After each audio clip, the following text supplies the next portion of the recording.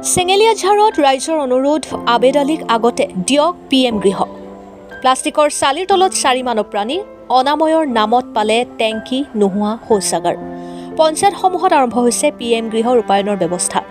চিপাঝাৰ উন্নয়ন খণ্ডৰ চেঙেলীয়াঝাৰ গাঁও পঞ্চায়ততো এই লৈ PM গৃহৰ তালিকা মতে হিতাধিকাৰীৰ পৰিয়ালত ছাৰ্ভে প্ৰক্ৰিয়া চলাই আছে। কিন্তু একেবাৰে দৰিদ্ৰ তথা বসবাস কৰাৰ বাবে অনুপযুক্ত গৃহত বাস কৰা পৰিয়ালৰ প্ৰথম লিষ্টত নাম নথকাত সচেতন ৰাইজক আশ্চৰ্যম্বিত কৰি তুলিছে। পঞ্চায়তখনৰ দূৰদুৰীয়াৰ আবেদ আলী নামৰ অতিকৈ ডাল দৰিদ্ৰ পৰিয়ালটোৰ থাকিবলৈ এটা ভাল ঘৰ নাই। প্লাষ্টিক চালিৰে 4জনীয়া পৰিয়ালটো বহু দুখ কষ্টৰ মাজত বসবাস কৰি আছে প্লাষ্টিকৰ জুপুৰি ঘৰত।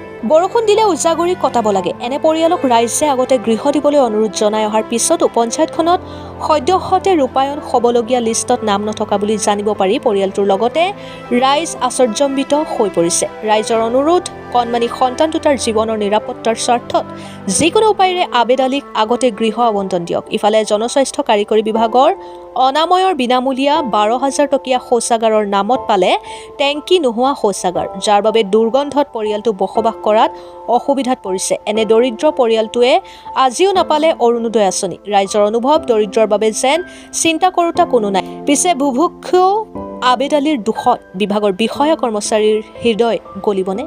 Bureau report, Arunodoy Assam.